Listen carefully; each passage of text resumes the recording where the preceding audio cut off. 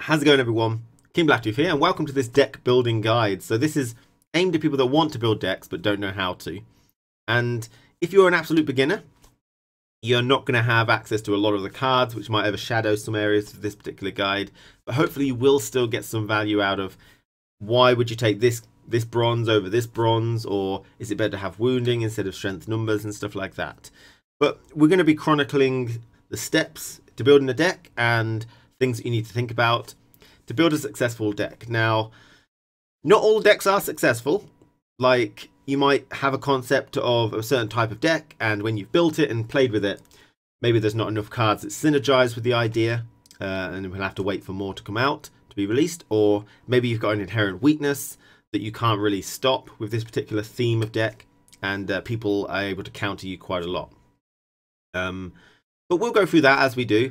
So thank you for watching. Let's crack on with the guide, and hope it helps.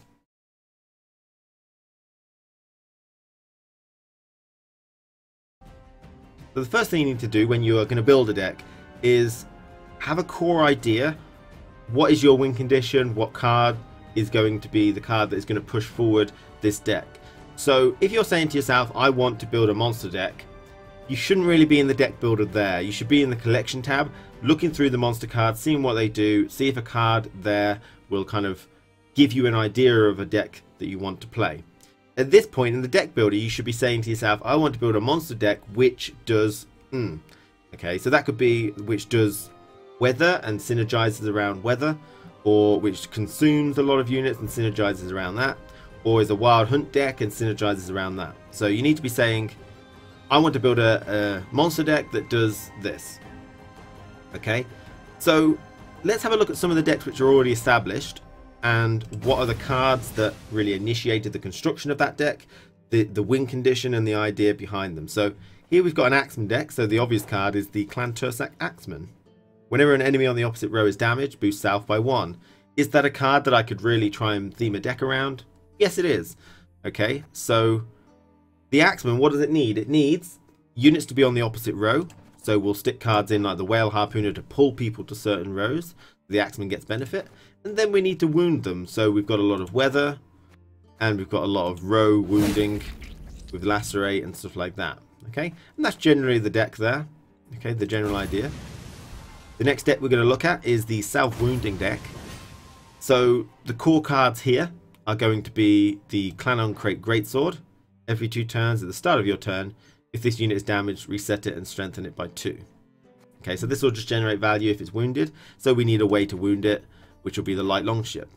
Every turn at the start of your turn, damage a unit on the right by 1 and strengthen south. So this will generate value as well, while also damaging a unit, which will be the Greatsword. These are your core cards, 6 core cards in this deck that will generate nice value, and then you can resurrect the Greatsword later on.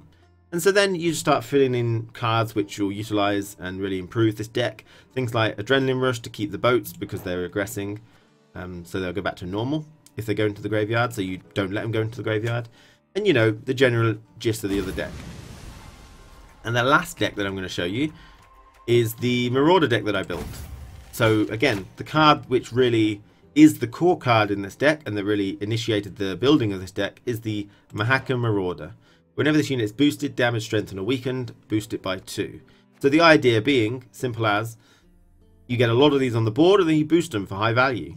Okay, so first thing we need to do is get a lot of them on the board. 3 is not enough. So we use the Dwarven Agitator to spawn a base copy of a random different bronze dwarf. And that's the only bronze dwarf I have, so I'm going to pretty much get 6 of these if played correctly. And then we just need to boost them, so use Full Moon Potions with the Alva Mercenaries, and we use Hawker Healers, and we use Zoltan, and we use Zoltan, and stuff. Okay, so easily you get a couple of core cards that you think, okay, I can try and build a deck around that, and then you start to build a deck around it. So today we're going to look at the example. I'm going to go through building a deck. I'm going to go through building my Relic Eaters deck. Okay, I'm not going to show what it looks like. We're going to start again from scratch.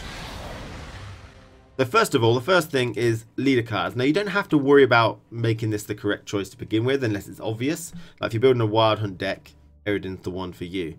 But you know, Unseen Elder goes with Consume, but he's considered not good at the minute. You know, he's not very good. So Dagger might be the choice. So just pick one that you think you might want, and we can always change it later. So the first thing we need to do is think about what are the core cards. Now, hopefully, if you're in this particular situation, you've got an idea of what card is your win condition, what is the card that really initiated the construction of your deck that I mentioned, your core cards. So in this Relic Eaters deck, the core card is the Fiend. Okay, so if you have any relics in your hand, strengthen self by 3. So this is going to have to go in there, our core cards, because this is a relic deck. And the card which synergizes with that, the other core card, is the Ghoul.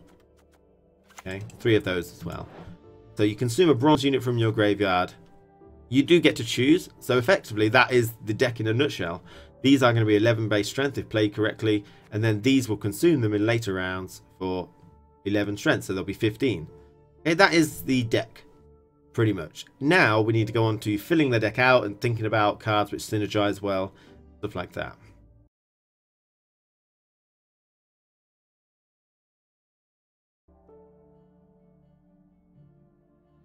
Okay, so now we've got our core cards. Let's think about filling out the deck a little bit. Now, I like to start with golds and silvers because there's not as many and you can sort of like look through them, see if anything synergizes. And we are looking for cards which synergize with the overall theme. And our theme is high base strength units or relics and things that can consume from the graveyard. Okay, so 13 strength Geralt, nice high base strength, but gold, you can't consume that again. We've got no frost. Draugr is the first one that comes. So he'll spawn a Draugr for each player, and that'll banish a card in your graveyard, and you'll get strength equal to that. So we've got a lot of high base strength cards in our graveyard, so Draugr is a good idea. Okay, we're looking for cards which synergize, but don't forget we can choose cards which are just good on their own. So Eskel doesn't synergize with this deck whatsoever, but he is a good choice because he can disrupt the opponent's win condition. Okay, so we're not going to take him yet because we don't know if we want that. We're just looking through, scanning through. If there's any card which are obviously choices. Okay, Old Spear Tip, we don't have any movement yet. So we can't guarantee that the opponent's going to lose a lot of value from that. The Woodland Spirit is considered a great monster card, pretty much auto-include actually. He is good value, like 18, 20 strength, and he also places a fog down. Which is really good. And the thing that's going to tip him over the edge here is the relict tag. That he is a relict, which will synergize well with this guy's ability to, if you have a relict in your hand. So he is very good, but he's also a relic, so he's pretty much guaranteed in this deck. Now you can use your filters tag. Look for different types of relics, see if anything else really jumps out. We have Gaunter Dim. Quite a risky card, doesn't really fit, I don't think. But we also have the Caretaker. He doesn't synergize with the deck unless you steal a big unit, I suppose. But, you know, he is considered a good card. He'll disrupt a lot of people's Skellige play at least. And he is also a relic, so he's going in as well. Okay. And then, you know, we've got a few more cards to look through. Geralt Igni again. He's just he doesn't synergize. He's like Eskel. Is he a good enough card? You might consider that he's not good in this situation because we haven't got any wounding yet, so we can't level for a great Igni. We'll have to just use him, and that's not good enough. We've got all these. I mean, you could take him. We don't know how our deck thinning is going to be yet, so we won't take him. And there we go. So we haven't stuck all our golds in, and that's fine. We stuck the golds in that we think are really going to do well with the whole idea, the concept. So let's go on to silvers, and we'll look for cards again which are either good on their own or work with the entire concept. Manticore, Imperial Manticore, 12 strength, so really high base strength, and has can be eaten by the Katakan, which we know we will get, but can't be eaten by Ghoul. So we'll leave him for now.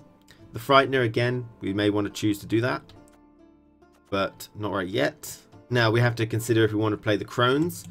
The Crones are 20 strength for 3 silvers, which is kind of low, but it is tempo, it is deck thinning, and they are relics. So I think we're going to try and take them. Okay. We may choose to switch these out later on. The Katakan is pretty much definite here. Consume a bronze or silver unit from either graveyard. So if we don't get many ghouls, then we can still eat our fiends. And it also allows us to disrupt something from the opponent if they're Skellige or something else. Really good. Right, the Toad Prince. So this is a nice consumption. If we do stick the Toad Prince in, it can eat, you know, one of these 8s if it's on a later round or something. But it might be worth taking that Imperial Manticore or the Frightener. If you consume a Frightener from your hand, it does go into the graveyard. Okay, so it doesn't get the Doom tag. So you can consume the Frightener with a Giant Toad and then consume the Frightener again with the Katakan. So one of these could do a really good job. We'll stick that in for now. Is there anything else? Now we've used all our silvers, so silvers is quite valuable. Now more Wood doesn't synergize with the deck whatsoever, but is always a good card to take to disrupt your opponent's win conditions. So this is where we have to go. And again, a buyer doesn't synergize with the deck whatsoever, but it protects you against golden weathers. And, you know, you get some decent value from Araka's Venom and stuff, so she might go in as well. Monster Nest might be cool, because we've got a Ghoul there, Rot Fiend, but I think we're pretty competitive at the minute, so let's not. And Hailstorms as well is also considered pretty much auto-include for a lot of people. We don't have Drowners in this deck yet, so we're not going to get maximum. We can't force a really good Marigolds, so we're not going to take that yet. Okay, so the reason why we can't take a Buyer, we can't take Morvood, we can't take Frightener and stuff is because of the Crones. So we'll have to look at those later and see where we want to take them out. So let's go looking at some bronzes that might benefit from this. Okay, so we've got some Rot Fiends, Death Wish. Now the Archgriffin might be good. Clear Weather, we do need some of that. Move a bronze card from one graveyard to the other. So I think this is a good card. It will protect us from weather a little bit, and we can move a really strong card from the opponent's graveyard that is bronze into ours and then consume it with a Ghoul maybe. Or we can move a card from our graveyard into the opponent's graveyard and then Caretaker it. So a bit of synergy between those and those maybe. That's a decent card. Anything else here? Okay, we've got the Cyclops. I will come back to that. Doesn't synergize with this deck yet, but I think it's a really good card and really important. We've got Drowners. We've got 2 Weathers. You know, and if we did take Drowners, we could take Marigold pretty easily. Nothing else seems to be fitting yet. Right, Foglet, definitely. We've got him, which can do a fog. And we also have the Woodland Spirit. So 1 Foglet. We don't need 2, even if we do fog and fog with him. Just 1, and we'll reuse that one. So that's good. Now, Harpy, yes. You can take 1 Harpy because the Woodland Spirit produces 3 Rabid Wolves, which are all beasts. And they come out when 3 beasts come out. So this is all fine. Now, Neckers are a big question here. I mean, we do have a couple of consumptions. 1, 2, 3, 4, 5. I don't think that counts as a consumption. So we've got 5, so these could be like 7 points. Oh, actually 8. But we use those on the final round. We don't use them in round 1. So these guys, I think, will just kind of stuff up the deck a little bit, I think. Do we need any removal options? Don't see it, to be honest. No. So now we've gone through our golds, our silvers, our bronzes. We've looked through, and we've stuck in the cards which we feel are really important to the deck. Okay, the ones that really synergize with it. And this is what we've come up with. So although they don't all synergize with the whole relicts and consuming aspect, like the Foglet and the Harpy don't synergize with these, but they do synergize with the Woodland Spirit, which synergizes with those. We've got the Archgriffin, which is a little bit of protection. Synergizes with the Caretaker maybe, or synergizes with the Ghoul when you're moving cards. We've got the Toad Prince, which synergizes with the Imperial Manticore, which synergizes with the Katakan. You know, so we've got a lot of synergies here, and this is the core deck now. They're your core cards that kind of start the deck, and this is the basic deck. The next thing we need to do is talk about card roles. Okay, so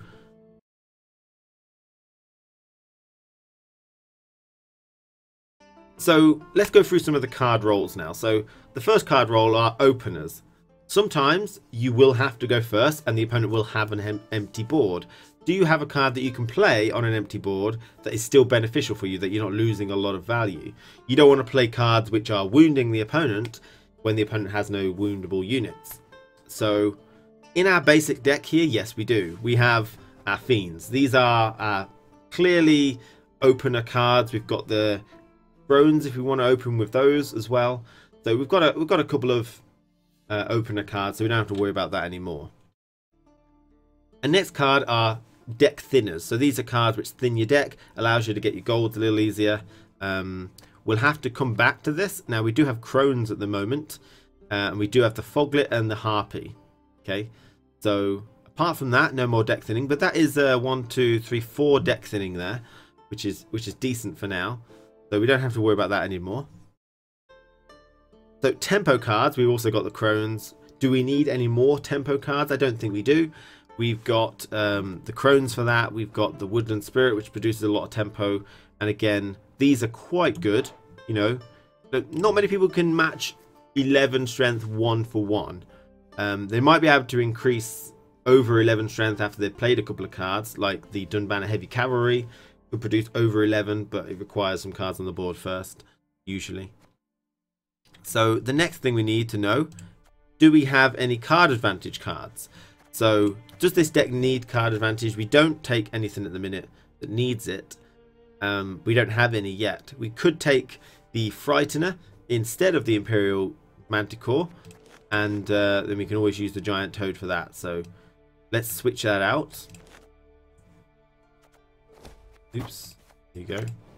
Now if you use the the Toad Prince on the Frightener does go into your graveyard. Okay, so then you can Katakan it.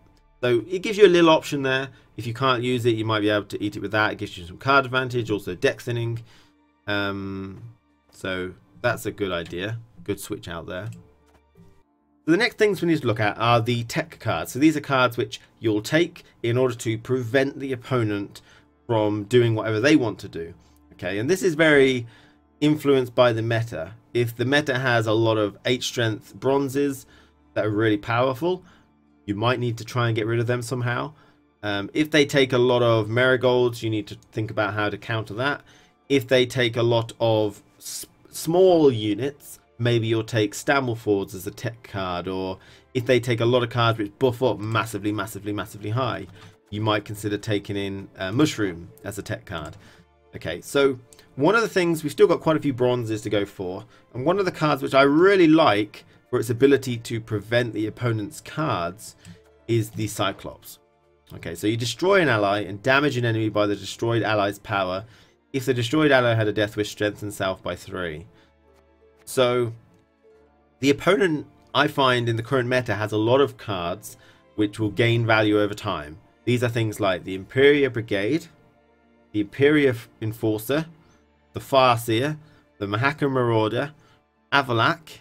Okay, these are all cards that are really dangerous to leave on the board and will generate a lot of value. So the Cyclops can kill one of your units and destroy one of his. And although destroying one of your units is not generally a good thing, you're not going to get any more value out of a Fiend, where he can still get a lot of value out of a Farseer or an Imperial Brigade and stuff. So removing them is quite important.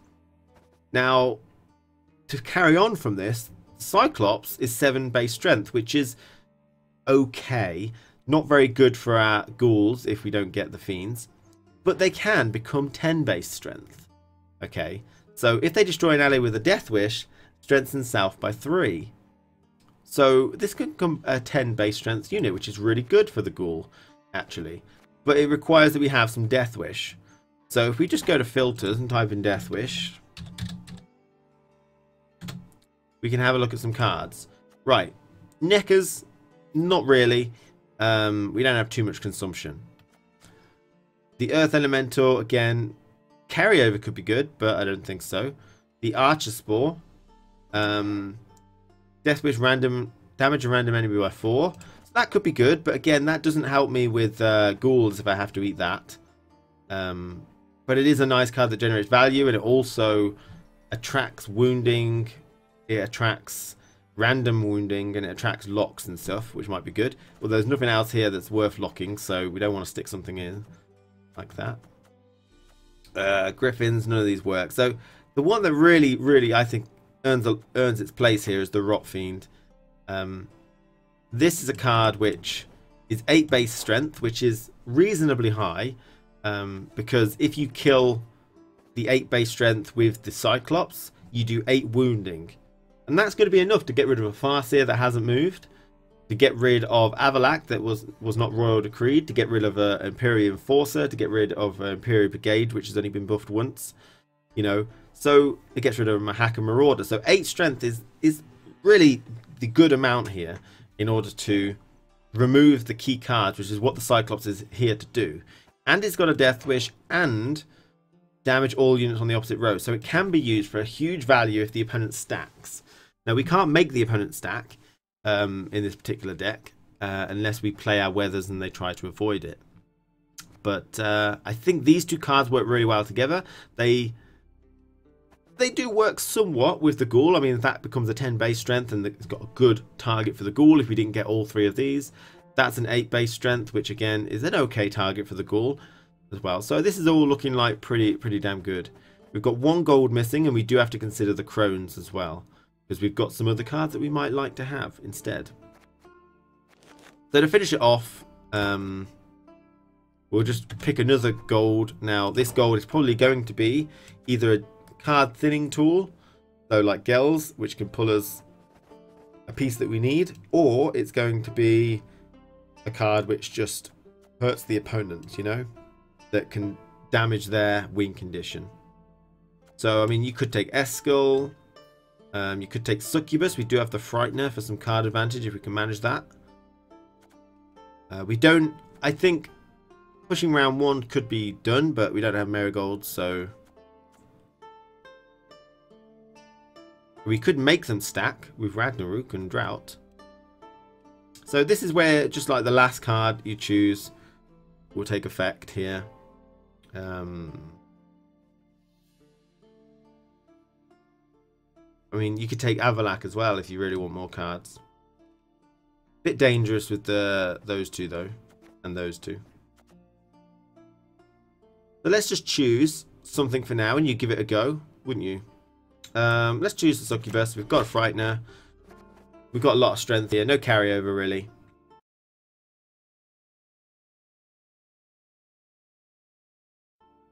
But there's a deck. Okay, there's a Relic Eaters deck. There are some maybe downsides to this deck that you can see, but this will be things that you'll test later on. Downsides being the Ghouls and the Katakan are all locked to the melee, and they're going to be quite powerful in the final round. Hopefully we'll have card advantage for that. We have the Cyclops and the Crones are all locked to the Siege, and they're going to be quite strong as well.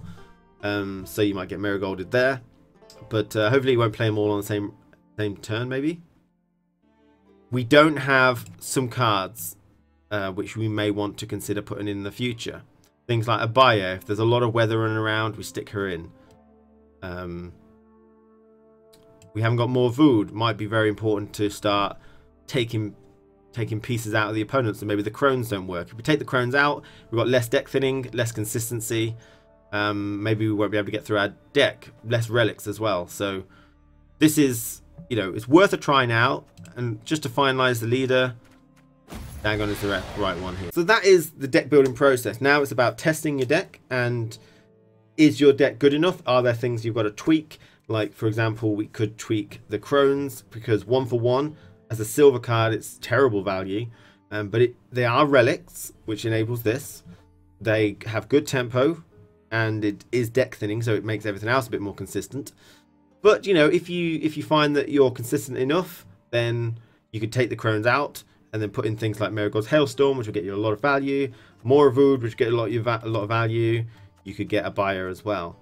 I mean, maybe you could take the Crones out, take the Succubus out, and put Gels in, because that will give you a bit more deck thinning as well, won't it? So it's about testing your deck. Now, if you lose, don't consider that you'll win against everyone. So make sure you try a few, several games before you go changing anything. And don't forget, there are cards that you may want to switch out for tech purposes. You know, like you may want to take out the crones and put in things, or you may want to take out a rot fiend and put in a mushroom if a lot of people are buffing. Now, if you think your win condition is really too difficult to pull off, then, like, say if you need 4 pieces, you need Letho, you need this, you need that, and you need that, then that might be a problem with your deck. If your win condition is too difficult and too inconsistent to pull off, then there's an issue with your deck. You need to make it more consistent or abandon it. So more consistency for golds would be Royal Decree. More consistency for silvers would be things like Owl's Double Cross and Marching Orders. While they don't give you massive value, it allows you to make sure that you get the pieces you need sometimes. Or reinforcement for Northern Realms and such. Maybe Last Wish or something. So that's it for the deck building process. Let's go over what we did during this guide. So we thought about a deck that we wanted to build, a monster deck that utilizes relics and synergies around that. And we found a card that would really initialize that process, and that was the Fiend. Okay, and then we combined that with another card to really get the combo together, which is the Ghoul to consume the Fiend for high value. And they're our core cards in the deck. Then we started to go through our golds and our silvers and our bronzes, and just sticking cards which are obviously good cards for this synergy. So, you know, Drow Gear to consume more cards. Woodland Spirit is just a great card to have and is also a relic. Caretaker is a great card and is also a relic. Bronzes are worth a lot of value now in this meta, so Caretaker is really good now. And then we started filling out the deck of bronzes as well, which are clearly good. Harpy and the Foglet for the Woodland Spirit. Archgriffin to protect it a little bit from weather, and it synergizes with a lot of other stuff as well. And then we started filling them out. And then we started to look at cards which are openers. We already had them. We had cards which are deck thinning. We already had them with the Crones. Cards which are tempo. We have the Woodland Spirit and the Crones. The main thing we needed to add to this deck was tech cards. Cards which will help us deny the opponent's win conditions. And so then we had to stick in the Cyclops, and we had to ask ourselves, did that work? It did kind of work, because we were able to deny something from the opponent, get a high base strength unit, which will combine with the Ghoul later on. It was really, really nice. Okay. The next thing that we need to do now is really just play the deck, see if it works. Like, there are cards here that you would say are flexible, and that will be the Succubus. She's in here because there weren't too many other gold cards which are very good. She's a very good card. We do have card advantage, so we might be able to make her work quite well. But there are some worries, and we'd have to test that during play. So thank you for joining me in this guide. Hopefully helped you out. If I didn't, let me know. If I did, let me know. And thank you for watching, guys. I'll see you again very soon.